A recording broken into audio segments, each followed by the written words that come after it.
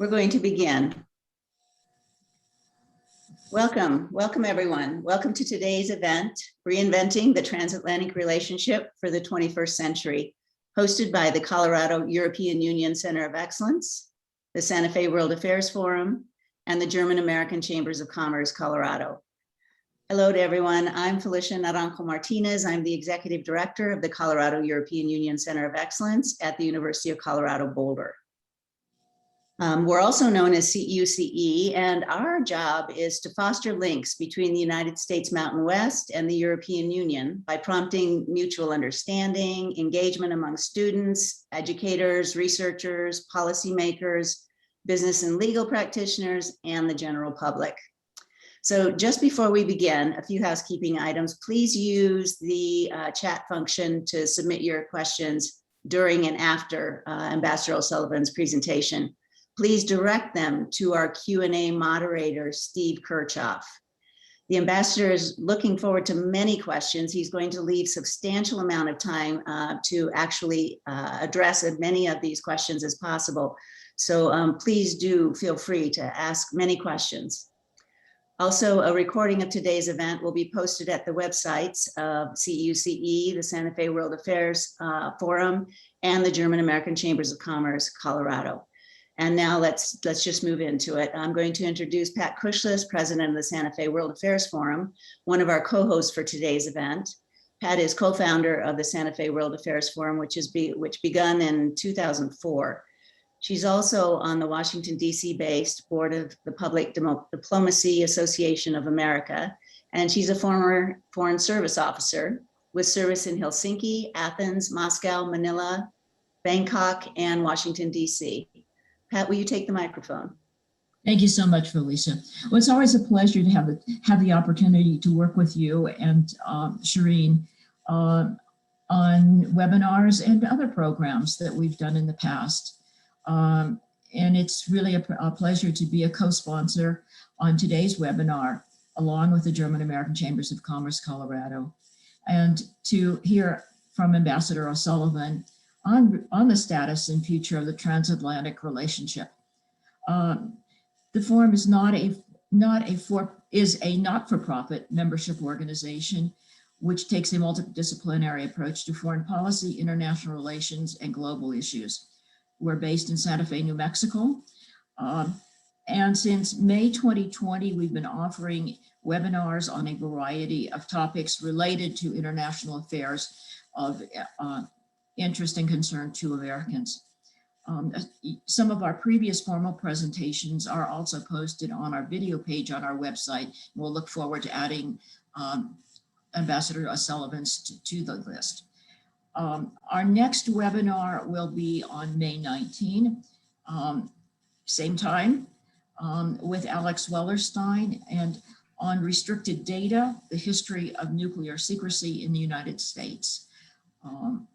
And for more information on this and other Santa Fe World Affairs Forum programs, please visit us at our website, sfwaf.org. And it's just a pleasure. And now I will disappear from the screen, but I look forward to hearing the ambassador. Thank you so much, Pat. Today, we are fortunate to have the German American Chambers of Commerce as our other co-host for today's event. Paul Miracle sits on the board of directors for the GACC Colorado chapter and serves as German honorary counsel for Colorado and Wyoming.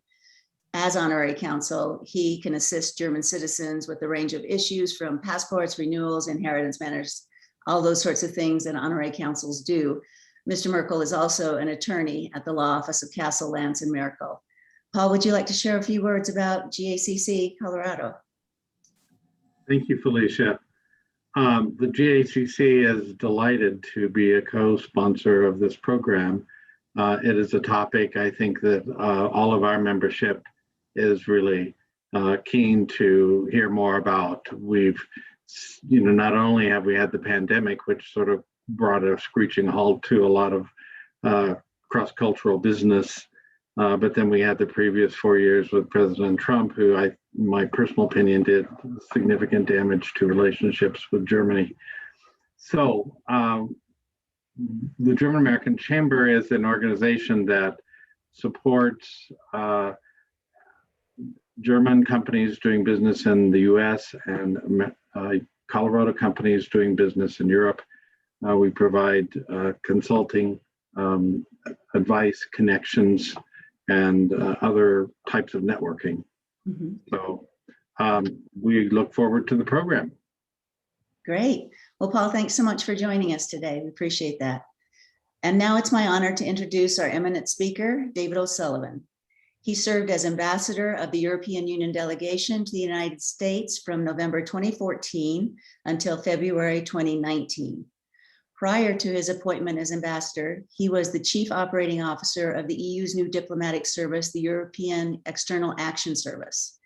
He previously held a number of senior positions within the European Commission, including Director General for Trade, that was 2005 to 2010, Secretary General of the European Commission from 2000 to 2005, and Chief of Staff to the Commission President Romano Prodi in 1999 to 2000. Before joining the Commission, he started his career with the Irish Department of Foreign Affairs and Trade. That was in 1977 to 79. He's been doing this a while. He's a graduate of Trinity College, Dublin, and the College of Europe in Bruges. He holds honorary doctorates from the Dublin Institute of Technology and Trinity College, Dublin. He was awarded the EU Transatlantic Business Award by the American Chamber of Commerce in 2014. Welcome, Ambassador O'Sullivan. Thank you for joining us today. Well, thank you very much, Felicia. Thank you, Pat and Paul, and hello to everyone. I know that on these transatlantic Zoom calls, it's difficult to know whether you should say good morning or good evening. And I know that when I'm dealing with the Rocky Mountain time, it's even more complicated. So anyway, I'll choose the Australian expression of good day to everyone. It's a great pleasure to be here and to have this opportunity to renew my contacts with all of you. I really can't thank the EU Center, the World Affairs Forum, and the German Chamber for all the work you do in promoting transatlantic relations, because frankly, this is so important. And particularly, I would say, the further west you go in the United States, where the connections with Europe perhaps become more embattled with connections to the Pacific, because you are a nation of two oceans, Atlantic and Pacific. But I think it is terribly important to keep the issue of transatlantic relations in the forefront, and I thank you for all the work that you do on a daily basis achieving that. Unfortunately, I did, of course, have the occasion to visit your part of the world on a number of occasions and always received a wonderful welcome. I would love to get back. It's a part of America that I particularly enjoy. Unfortunately, conditions don't permit. I have not actually left Belgium for a year. I was due to go back to Washington last March 2019, precisely around the moment the first lockdown started. And of course, ever since then, the rest is history. We know that this is a small price to pay for managing the public health crisis that we've experienced on both sides of the Atlantic, and many people have suffered great tragedies and loss of life and illness.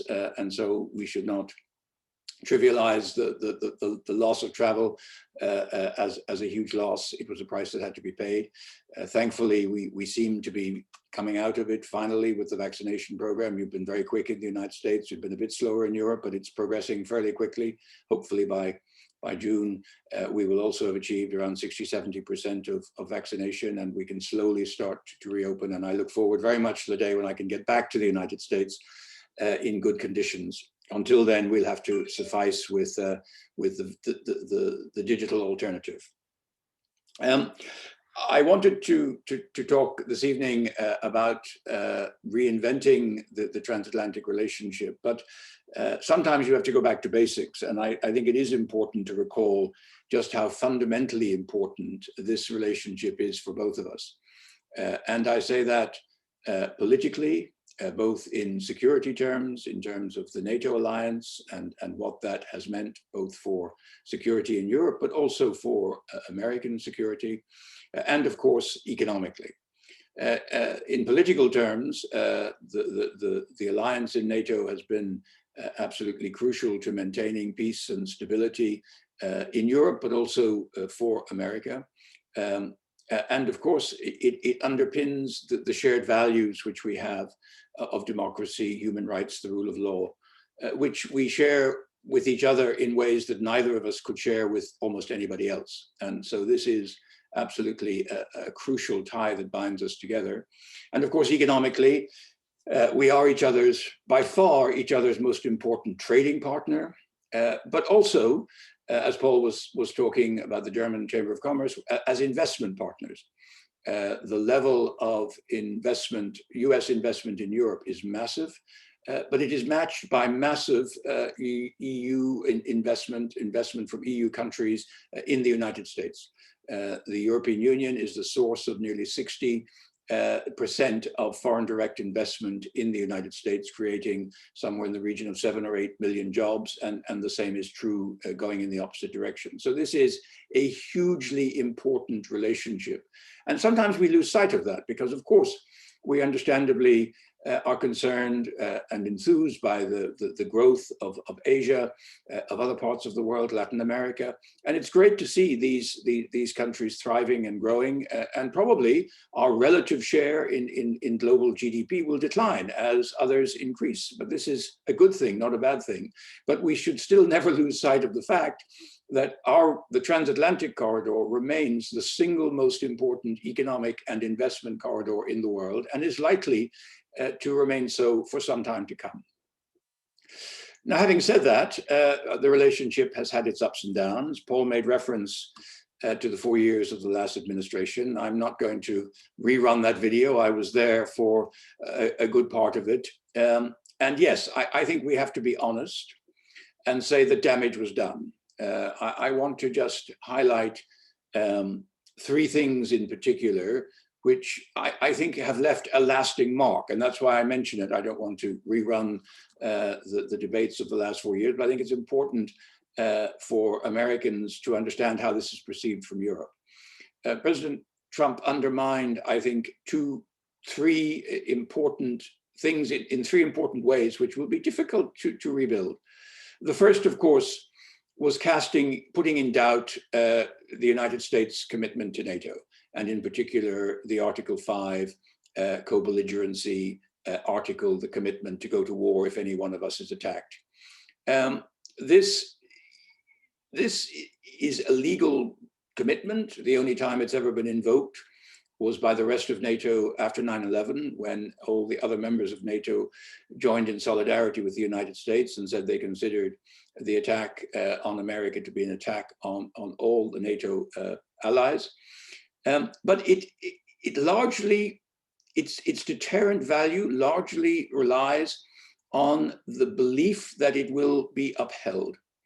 And the fact that an American president cast some doubt, left a little hint of, well, not so sure we would necessarily intervene, was seriously undermining to the effectiveness of that article. Now, President Biden, of course, who is a long-standing friend of NATO with great commitments, he has instantly reversed that. He made a very fine speech at the Munich Security Conference recently. He will be in Brussels on the 5th of June for the NATO summit, and he and his team have underlined that the policy is to be supportive and fully signed up to this commitment. But you know, there's always a lingering doubt which remains. The second element was the first time ever, I think, an American president openly declared that European integration and the creation of the European Union might not be in America's best interests, that somehow this might actually be inimical to the United States' best interest. And again, this was a very big departure from previous American policy. And while, again, the new administration is changing that and has engaged very seriously with the European Union institutions, there is, you know, people have sort of seen another side of America which they had never realized existed. And once you've seen that, you cannot unsee it, if you see what I mean. And finally, of course, there was the arguments about trade and tariffs and so forth, which again surprised people that it seemed an American administration could impose more tariffs on its allies than it was inclined to do on some of its adversaries. So this, unfortunately, has colored a European view of the transatlantic relationship. And to be very frank, it has triggered some reflection on the European side as to what will be the nature of this relationship going forward, notwithstanding the fact that, of course, everyone is hugely supportive of the transatlantic relationship and wants a close partnership with America. Now, since the election of President Biden, of course, the tone and the substance and the style has changed dramatically, seen from a European perspective, very much for the better.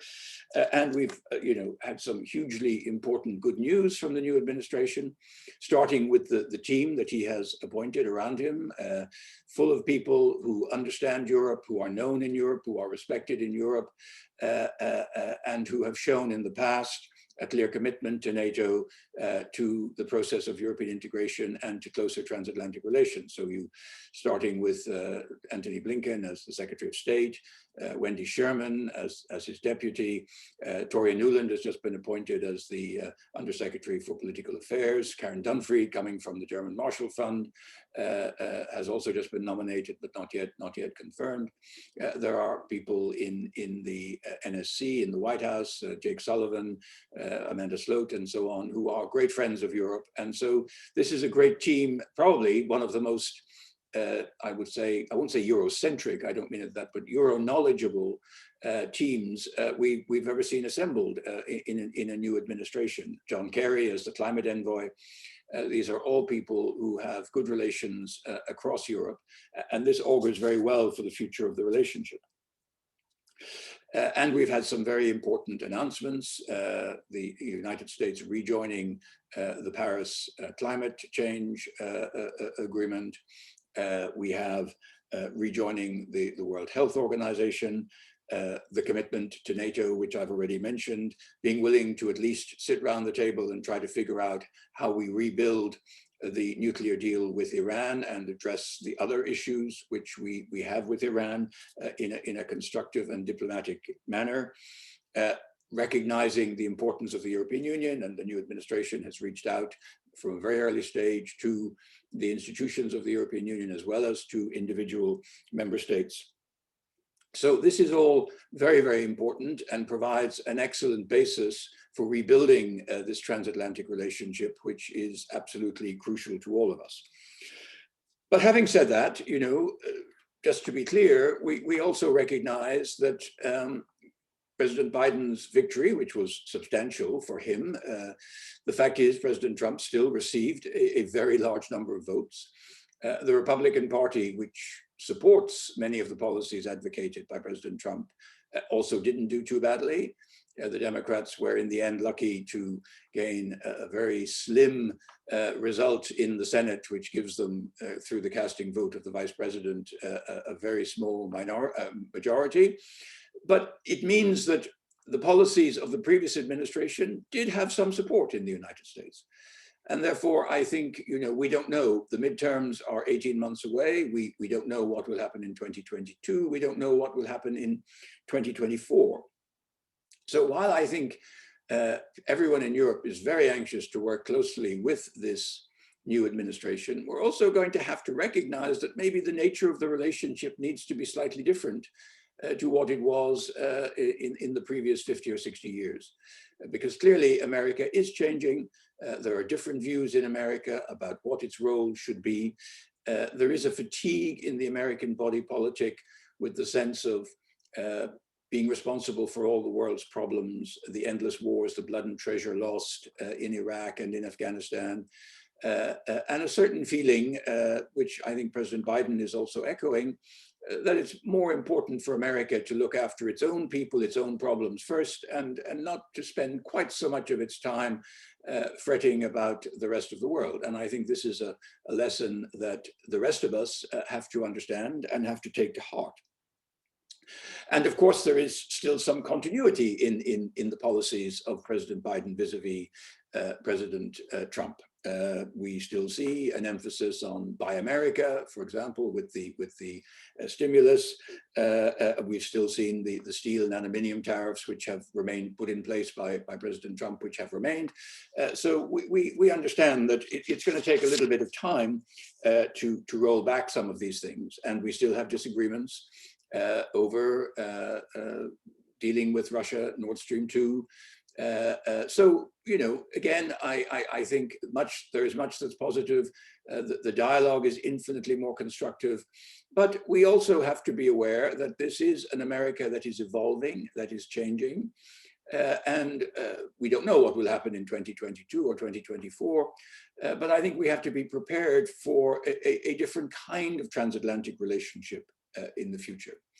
Now, what then are the challenges that we face in this relationship? Well, I think if I try to enumerate the key challenges we face in the coming months, and we will have President Biden in Brussels on the 5th of June for the NATO summit, and there will also be a summit meeting between President Biden and the EU leaders.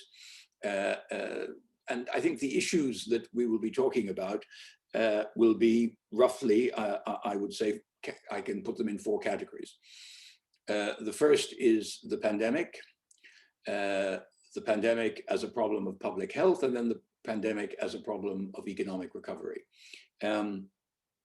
The public health problem is, of course, essentially one that we are trying to solve in our own respective spheres, with the vaccination program, with controlling the spread of the disease in the United States and in Europe. I think we have reason to believe cautiously that the worst is behind us. And let's not forget, when it was bad, it was very bad. And we should not diminish the suffering and the hardship which people went through during the worst days of this pandemic, both in Europe and in the United States. But it does look as if the vaccination program will help us to get the matter under control. But we have, I think, between the United States and Europe, a particular responsibility towards the rest of the world, because this is a disease, a virus that, you know, can cause ravages elsewhere. We're seeing the horror of what is happening in India, and we can only imagine what will happen when this disease strikes in countries with far less developed health infrastructure than is the case in Europe or in the United States.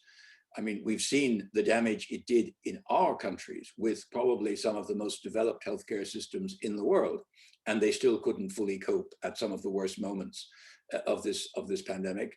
And we are seeing what happens when it hits a country like India, and of course we have Africa and other parts of the world that could be hit. So I think we have a joint responsibility to ensure the spread of vaccines as freely as possible across the entire globe.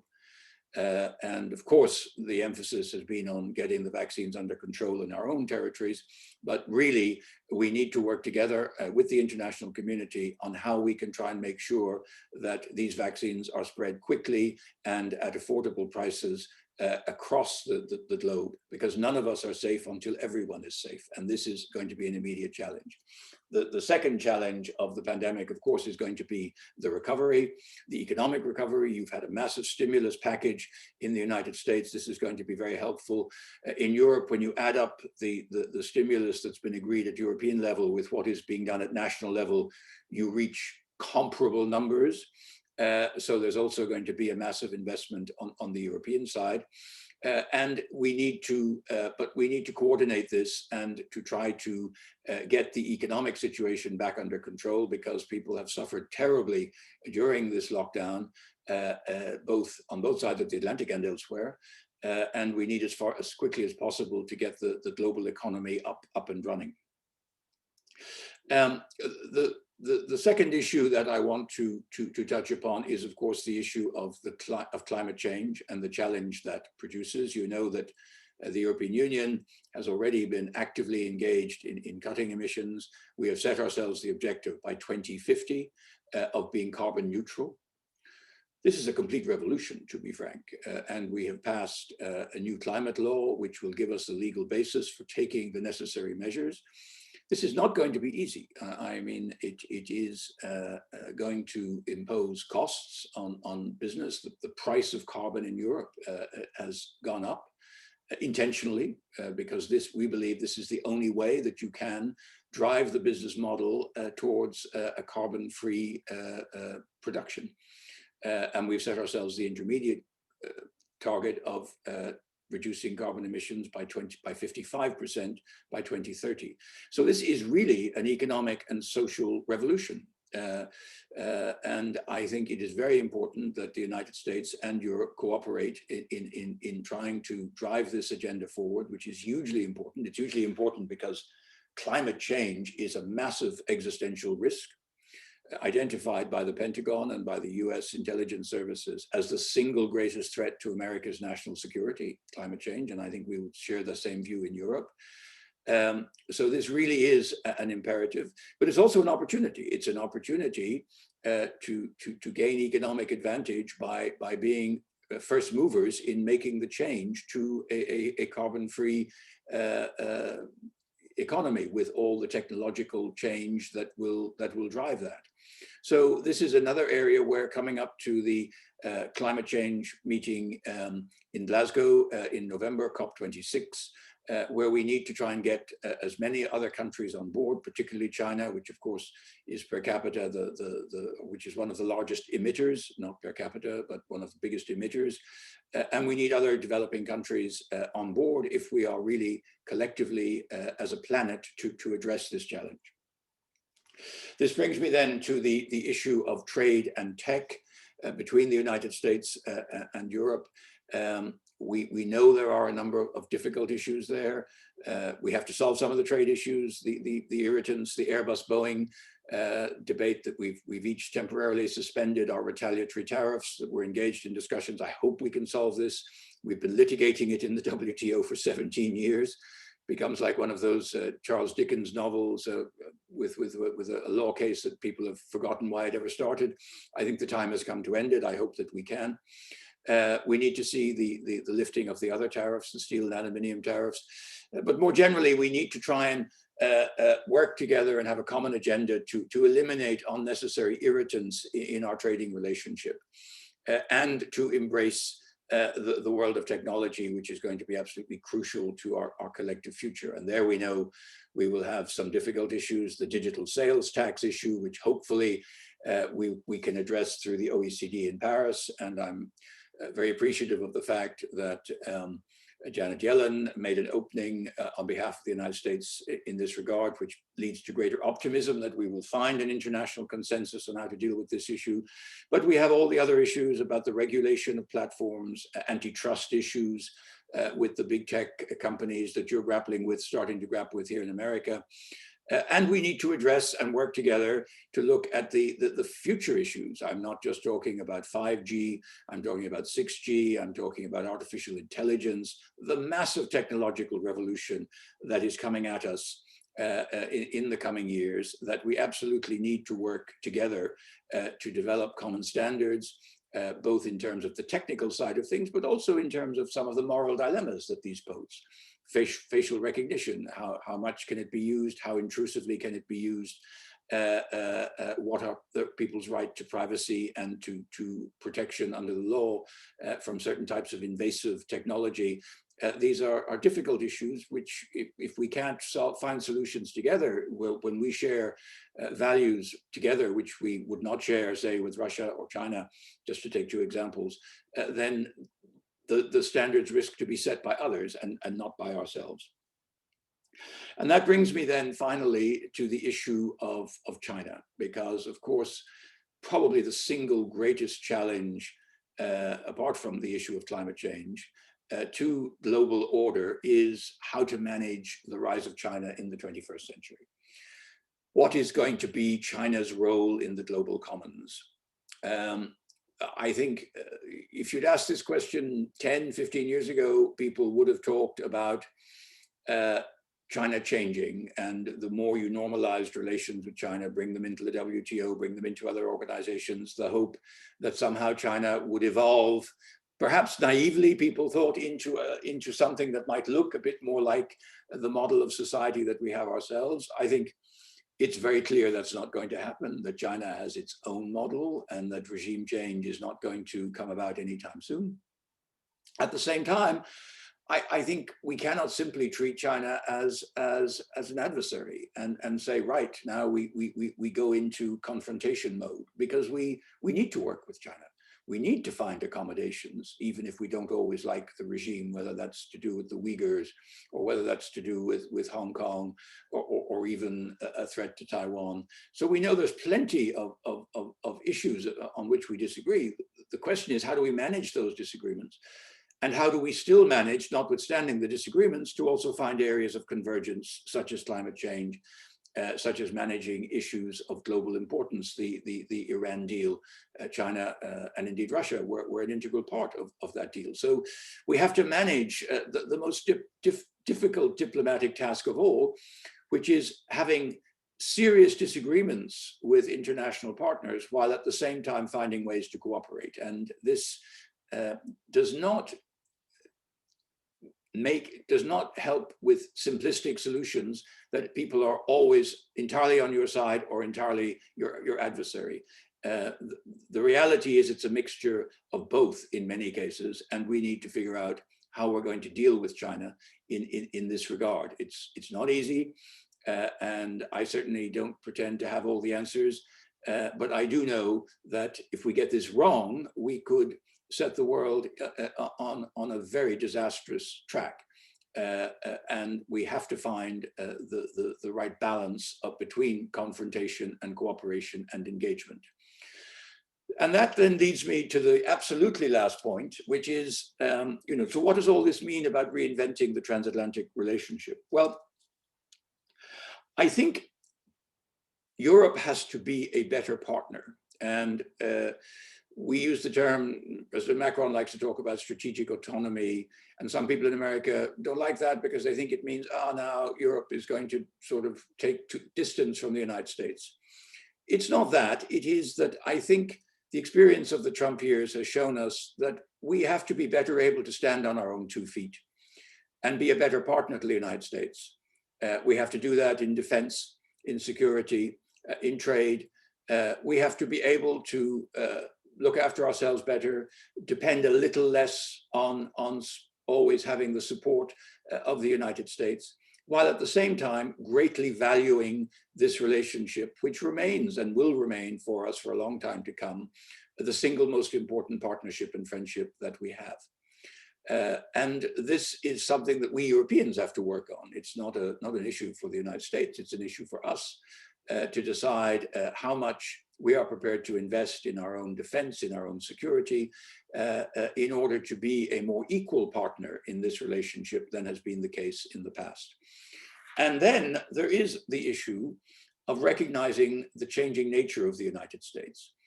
By 2045, people of Caucasian origin in the United States will be in a minority.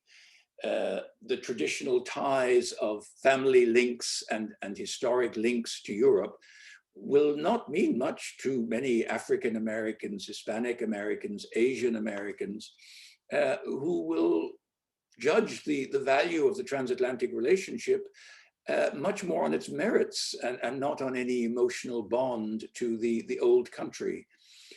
And here we have to reach out as Europeans. And this enables me to conclude with what I began, namely emphasizing the importance of people-to-people contacts. When I left my job as ambassador in Washington, I wrote, as all ambassadors do, a sort of final missive setting out my vision of how to right all the wrongs of the world. But I really pleaded for a massive investment on the European side in people-to-people exchanges between the United States and Europe. We have that in a small way with the visitors program. I could see the enormous benefit that even the couple of hundred people we could move every couple of years, the benefits that had. I would love to see that multiplied by 10, 20-fold into thousands of people. And not people from Washington, predictable people who have an international outlook, taking people from the West, taking people from state legislatures, from the staffers of governors and mayors across the United States, people who would not ordinarily have the opportunity to visit Europe, and enabling them to see for themselves what Europe is like, but also why this relationship is important for the entire United States and all Americans, regardless of their ethnic origin.